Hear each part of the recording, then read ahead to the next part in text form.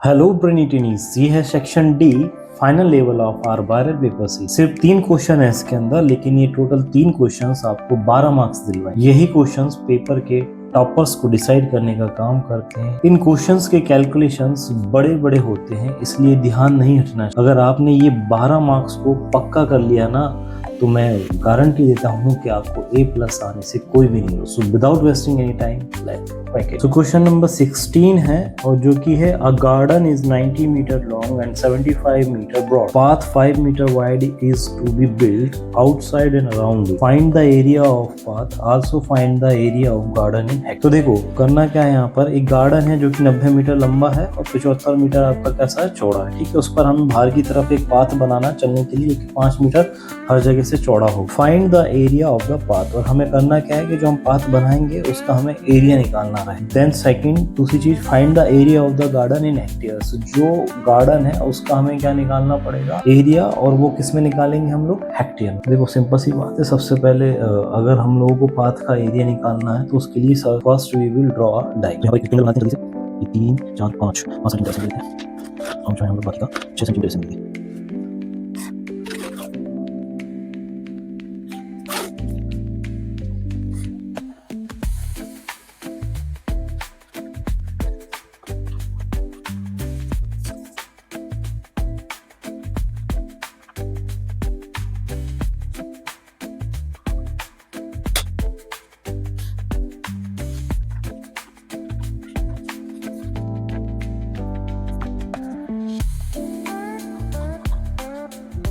तो देखो अपन ने एक ही गार्डन बना लिया इनर वाला, है ना। इसकी लेंथ अपन ने लिख दी है, विड्थ लिख दी है, क्योंकि उसने बोला था कि 5 मीटर चौड़ा अपने को पाथ बनाना है। तो 5 मीटर हर जगह से बढ़ेगा, तो जो बाहर की तरफ जो रेक्टेंगल बनेगा, तो 5 मीटर यहाँ से बढ़ा, 5 मीटर यहाँ से बढ़ा, तो 90 + 10 कितना हो जाएगा, 100। ऐसे ही यहाँ पर इसकी जो विड्थ है वो भी देखो, 5 यहाँ से बढ़ेगी, 5 यहाँ से बढ़ेगी, तो 75 + 10 कितना हो जाएगा, 85 मीटर। ठीक है, तो ये हो जाएगा आपका आउटर रेक्टेंगल, आउटर, है ना। और इसी को हम बोल सकते हैं कि ये जो है आपका पाथ है ना। तो सबसे पहले हम लोग इस इनर गार्डन का एरिया निकाल लेते हैं, क्योंकि उसके सारे डेटा अवेलेबल है। तो लिखेंगे गिवन ना, और अपने को गिवन क्या क्या है, देखो गिवन है हमको लेंथ ऑफ गार्डन कितनी दी गई हमको, length of garden equals to 90 metre. ठीक है, देन ऐसे ही दूसरा लिखेंगे हम लोग, तो विड्थ दे रखी है हमको, विड्थ ऑफ गार्डन, है ना, गार्डन की विड्थ लिख लेंगे, तो वो कितनी है बेटा, तो 75 मीटर दे रखी है हमको। एरिया ऑफ गार्डन, कौन सा शेप है ये, रेक्टेंगल का है, तो रेक्टेंगल का एरिया निकालने का फॉर्मूला क्या होता है, L × B। ये फॉर्मूला लगा देंगे, लेंथ × विड्थ, तो L × B हो गया हमारे पास में। बस वैल्यूज को पुट कर देंगे अब हम लोग। ठीक है, तो देखो वैल्यू जैसे ही पुट करेंगे, तो यहाँ पर लेंथ की वैल्यू कितनी दी गई है, 90 मीटर, इनटू में दूसरा क्या दिया गया, विड्थ 75 मीटर। ठीक है, तो ये लिख दिया हमने। 0 से किसी का भी मल्टीप्लाई 0, 9 का मल्टीप्लाई में करेंगे तो ये 5 आ गया, 4 हासिल के 9 4 7 से कितने हो जाएंगे, 63 + 4, तो ये 67 हो जाएंगे। तो 6750 मीटर का मीटर से मल्टीप्लाई, तो मीटर स्क्वायर यूनिट लिख देंगे। पर अभी ये अधूरा है, क्योंकि देखो उसने क्या कहा था कि also find the area of garden in hectares, हमें हेक्टेयर्स में भी निकालना है, सब बाद में लिखेंगे। अब नेक्स्ट हम लोग को निकालना पड़ेगा ये जो आउटर यानी कि बड़ा वाला रेक्टेंगल है बाहर वाला, इसका एरिया निकालना पड़ेगा। जब इस बड़े रेक्टेंगल से छोटे रेक्टेंगल को माइनस कर देंगे, तो ये बाहर का एरिया ऑटोमेटिक निकल, length of outer rectangle equals to, कितनी लेंथ है भाई इसकी, तो लेंथ देख रहे हो तुम यहाँ पर 100 मीटर है। कैसे है ये ऑलरेडी बता दिया, 5 मीटर यहाँ जुड़ेगा, 5 यहाँ जुड़ेगा, तो टोटल 90 + 10 हो जाएगा, तो 100 हो जाएगा। सेम विड्थ के साथ भी होगा, तो विड्थ ऑफ, बार बार इसको रिपीट नहीं करेंगे, सीधा आउटर लिख देंगे, तो width of outer rectangle equals to, इसकी विड्थ कितनी आ गई, तो देखो 85 मीटर है अपने पास में, तो इस 85 से मल्टीप्लाई 85 लिख देंगे यहाँ पर। नेक्स्ट, एरिया ऑफ आउटर, बाहर वाले का एरिया निकालेंगे, फॉर्मूला भाई सेम होता है, लेंथ इनटू में विड्थ हो जाएगा आपका फॉर्मूला। वैल्यूज को पुट करना है अपने को, कुछ भी नहीं करना, बस लेंथ कितनी दी गई 100 मीटर, तो ये मैंने लेंथ की वैल्यू पुट करी, मल्टीप्लाई का साइन सेम रखा। विड्थ कितनी दी गई अपने को, तो 85 मीटर, तो 85 को पुट कर दिया। ठीक, बस इसका मल्टीप्लाई करो, 85 को 1 से मल्टीप्लाई करेंगे तो 85 क्या आएगा, पीछे से 2 जीरो उठा करके यहाँ रख देना, तो ये होगा आपका आंसर, मीटर का मीटर से, तो मीटर स्क्वायर ये आपका आंसर आ जाएगा। तो ये एरिया किसका निकल गया, बाहर वाले का। चलो अब जल्दी से हम लोग क्या करते हैं, पाथ का एरिया निकाल देते हैं। यहाँ लिखेंगे हम लोग area of path equals to, बड़े रेक्टेंगल से छोटे को माइनस कर देंगे, ऑटोमेटिक निकल जाएगा। तो बड़े रेक्टेंगल का एरिया, तो area of outer minus area of inner rectangle या फिर गार्डन जो था हमारा। तो आउटर की वैल्यू कितनी आ गई थी हमारे पास में, तो आउटर की एरिया आ गया था हमारे पास में 8500 मीटर। ठीक है, स्क्वायर माइनस इनर वाला कितना आ गया था अपने पास में, तो इनर वाला आ गया था आपके पास में 6750 मीटर स्क्वायर। ठीक, बस इसको इसमें से माइनस कर देंगे तो अपना जो है पाथ का एरिया निकल के आ जाएगा। इसमें से इसको माइनस करोगे तो कितना आएगा 1750 मीटर स्क्वायर। ठीक है, तो ये हमने एरिया ऑफ पाथ निकाल दिया। ठीक है, पर अभी भी एक क्वेश्चन बाकी है जो कि लास्ट में दिया गया था, और वो लास्ट में क्वेश्चन था कि जो गार्डन का एरिया वो हम हेक्टेयर में बताएं। एरिया ऑफ गार्डन के we know in hectare 1 hectare equals to कितना होता है, तो होता है आपका 10,000 मीटर स्क्वायर। ठीक, 1 हेक्टेयर बराबर 10,000 मीटर स्क्वायर। सो इसलिए अब हम क्या करेंगे, इक्वल्स टू जो हमारा एरिया निकल के आया था मीटर स्क्वायर में, उसको इससे डिवाइड दे देंगे, क्योंकि हमें क्या करना है, बड़ी यूनिट में निकालना है, तो डिवाइड देंगे। तो 6750 metre square divided by 10,000 metre square. ठीक है, मीटर स्क्वायर से मीटर स्क्वायर कर गया, यहाँ से 0 से 0 कट जाएगा आपका। ठीक है, यहाँ कितनी जीरो, 1 2 3, तो यहाँ पे लिखो 675, डेसिमल को 3 डिजिट आगे बढ़ा दीजिए और यहाँ 0 लगा दीजिए। ये आपका एरिया आ जाएगा हेक्टेयर में, ये आपका आंसर आ जाएगा हेक्टेयर में। That's now final answer. Now move to the next. तो क्वेश्चन नंबर 17 रीड करते हैं। The performance of a student in first term and second term is given. Draw a double bar graph and answer in which subject has the child improved his performance the most. ठीक है, तो यहाँ पर जो है कुछ 3 subject हैं, English, math, science. इसमें टर्म 1 टर्म 2 के मार्क्स दे रखे हैं। बताना है हमें कि बच्चे ने किस सब्जेक्ट में सबसे ज़्यादा जो है इंप्रूवमेंट किया। तो वैसे तो डायरेक्टली बता सकते हो, पर उसने यहाँ पर कहा है कि ड्रॉ डबल बार ग्राफ, तो ग्राफ बना करके हमें दिखाना पड़ेगा। ठीक है, चलो तो सॉल्यूशन करते हैं इसके। चलो जल्दी से हम लोग एक्सेस बना लेते हैं। ये हमारा वहाँ एक्सेस है। ठीक है, इसमें हम लोग 100 मार्क्स लेंगे, एक यूनिट बराबर 10 रहेगा, 10 मार्क्स का। दूसरी तरफ हम लोग क्या ले लेंगे यहाँ पे बेटा, तो ये हो जाएगा आपका एक्स एक्सिस, और इस एक्स एक्सिस पर जो हम लोग क्या लेंगे, सब्जेक्ट्स लेंगे। आप लोगों को हो सकता है यहाँ पर ग्राफ मिले क्वेश्चन के लिए। ठीक है, ग्राफ नहीं मिलता तो प्लेन पेज पे बनाना है। हर एक यूनिट को हम लोग कितना मार्क कर रहे हैं, 10। तो ये 0 से स्टार्ट होगा, 0, सेकंड पर 10 लेंगे। ठीक, दूसरे पर हम लोग 20 लेंगे, तीसरे पे 30,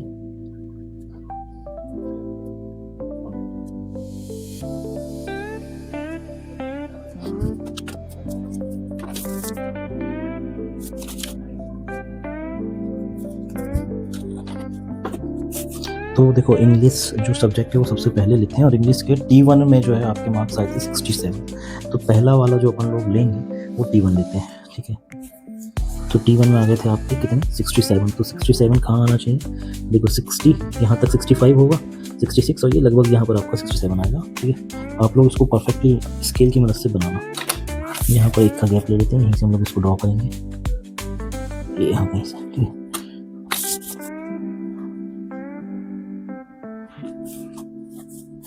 67 के बाद हमें T2 का भी बनाना है। तो देखो T2 के लिए भाई कितने मार्क्स आ गए T2 के लिए इसके इंग्लिश में, तो 70 मार्क्स आ गए। तो वो जस्ट इसके ऊपर थोड़ा सा ही है। ठीक है, तो 70 मार्क्स जो है इसके थोड़े से ऊपर। तुम चाहो उसको एकदम थोड़ा सा क्लियर दिखाने के लिए क्या कर सकते हो कि जो है कि ज़्यादा ले सकते हो ना, हम लोग एक में से 2 को डिवाइड करेंगे लगभग लोग।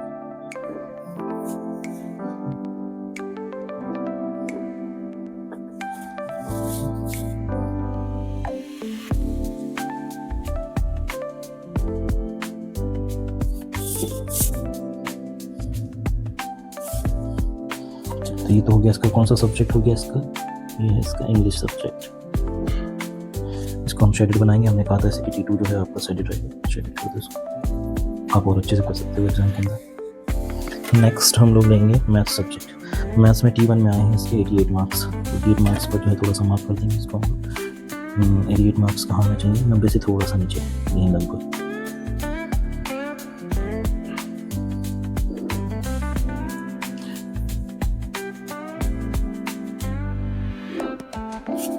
इसके बाद इसके जो है 95 मार्क्स आए हैं मैथ्स में T2 में। तो T2 में 95 मतलब लगभग बीच में।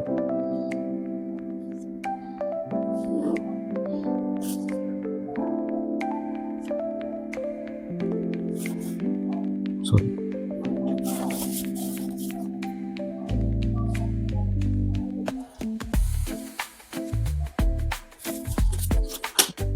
मैथ्स है।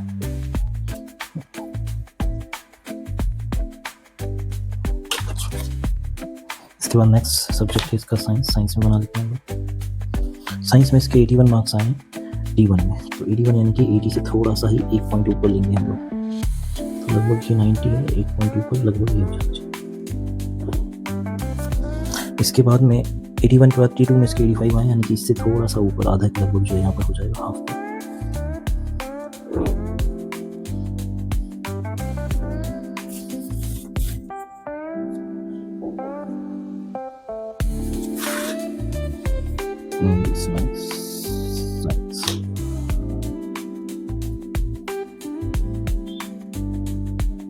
ये हमने बार ग्राफ बना दिया है जिसमें हमने स्केलिंग करी 1 यूनिट बराबर 10 मार्क्स की। क्या है, T1 जो है हमारा एम्प्टी बॉक्स रहेगा और T2 को हमने जो है शेडेड बॉक्स बनाया। एक्स एक्सिस पर हमने सब्जेक्ट्स को लिया है ना, ये एक्स एक्सिस है हमारा, ये वाई एक्सिस है, और वाई एक्सिस पर हमने मार्क्स के लिया है। यहाँ पर 1 यूनिट बराबर 10 मार्क्स है, ठीक है। अब हमारे पास में अभी भी एक क्वेश्चन बाकी है कि किसने जो है ज़्यादा मोर इंप्रूवमेंट करा। तो बस सिंपल सा सब्जेक्ट्स को हम लोग यहाँ पर क्या करेंगे बेटा, लिखना चालू करेंगे। तो चलो लिखते हैं, चलो जल्दी से आंसर दे देते हैं। अब हमें देखना है कि किस सब्जेक्ट में सबसे ज़्यादा इंप्रूव करा। तो देखो, improved marks in English. T2 में हमने देखा इसके कितने थे, यहाँ से देख करके अगर मैं बताऊँ तो इसके यहाँ तो 67 थे और ये 70 मार्क्स थे ना। तो 70 माइनस, और यहाँ पर कितने हैं 67, माइनस कर देंगे तो टोटल आपके कितने मार्क्स आए इसके, difference 3 marks.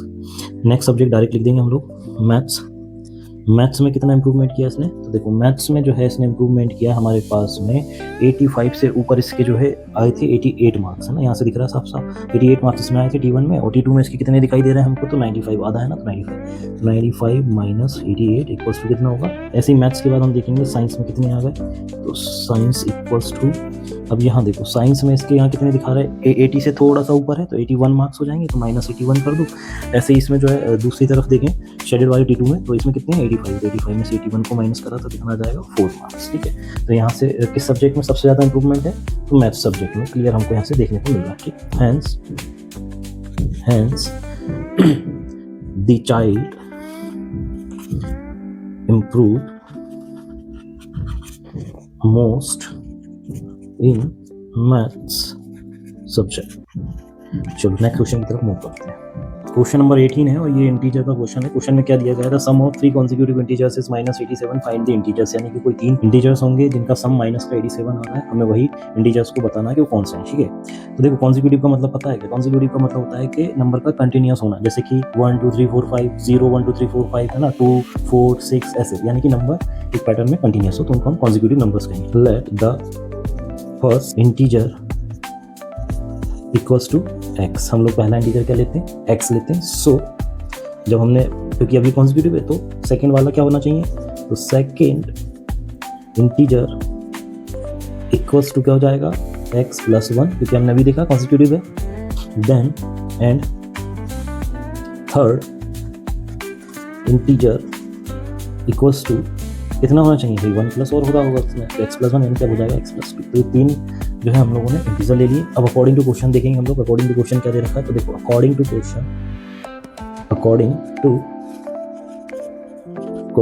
To question sum of 3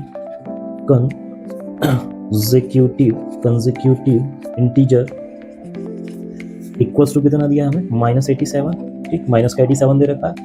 तो थोड़ा सा बैकग्राउंड से आवाज आ रही हो तो इग्नोर करना। तो फिर क्या होगा, देन अब हम लिखेंगे इसको, तो x पहला इंटीजर प्लस x + 1 दूसरा इंटीजर, तीसरा इंटीजर हो जाएगा हमारा x + 2, जिसके बराबर हमें दे रखा है सम कितना, माइनस का 87। एक तरह की इक्वेशन बन गई, बस इस इक्वेशन को सॉल्व कर देंगे, हमारा x की वैल्यू हो जाएगी, यानी कि हमारा पहला इंटीजर निकल जाएगा और वो कॉन्सिक्यूटिव है तो ऐड करते चले जाएंगे, वैल्यू निकल जाएगी सभी। चलो जल्दी से कैलकुलेट करते हैं। तो देखो x + x 2 + x 3x, total कितने x हो गए यहाँ पर, 3x हो गए, प्लस 1 और 2 कितने हो गए, टोटल 3 हो गए। तो 3x + 3 = -87 हमको यहाँ पे दिया। मूव करेंगे आगे तो आगे क्या आ जाएगा यहाँ पर, 3x इक्वल्स टू प्लस का 3 हो जाएगा, माइनस हो जाएगा, तो -87 - 3, ठीक है। तो यहाँ से इसका आंसर क्या निकल कर क्या जाएगा, माइनस माइनस हो जाता है प्लस, तो 87 + 3 90, और ये आंसर आएगा आपका -90, ठीक है। अब यहाँ पर क्या बचा हमारे पास में, तो 3x इक्वल्स टू माइनस का 90, ठीक है। अब इसको हम क्या करेंगे आगे, तो x इक्वल्स टू ये जो 3 है उधर जाकर के क्या करेगा, डिवाइड करेगा, क्योंकि यहाँ पे मल्टीप्लाई कर रहा है, इक्वल्स टू -90 डिवाइडेड बाय 3, इसको डिवाइड देंगे तो 3 1 बार में, और 3 की टेबल में 90 कितनी बार माना चाहिए था, 30 टाइम, ठीक है। तो x की वैल्यू यहाँ से निकल के जाएगी, x इक्वल्स टू माइनस का 30, ठीक है। अब हमारे पास में क्या गया, फर्स्ट इंटीजर तो हो जाएगा हमारा, सो फर्स्ट इक्वल्स टू कितना हो जाएगा हमारा, माइनस का 30, है ना, क्योंकि यहाँ पर क्या दिया था x, हमने लिया था x, तो x की वैल्यू क्या निकल करके आई, माइनस का 30। सेकंड वाला क्या होगा यहाँ पर, सेकंड इक्वल्स टू क्या था हमारा, x प्लस में 1, ठीक है। तो यहाँ पर x की वैल्यू रख दूँ, तो x की वैल्यू आई थी माइनस का 30 प्लस का 1, तो इसको जो सॉल्व करेंगे तो माइनस प्लस माइनस, तो बस वैल्यू किसकी बड़ी, माइनस की, तो माइनस का 29 हमारा सेकंड आ गया। थर्ड वाला देख लो भाई, थर्ड वाला क्या आएगा जल्दी से। थर्ड था x प्लस में 2 ब्रैकेट के अंदर, तो देखो यहाँ पर x की वैल्यू माइनस 30 पुट कर दी हमने, प्लस में 2 है वो पुट कर दिया, equals to minus plus minus होता है, वैल्यू माइनस की बड़ी थी तो आंसर भी माइनस में आना चाहिए, तब 30 में से 2 जाएंगे तो 28 बचेगा, 28। Hence 3 integers are 3 consecutive integers are minus 30, minus 29, minus 28.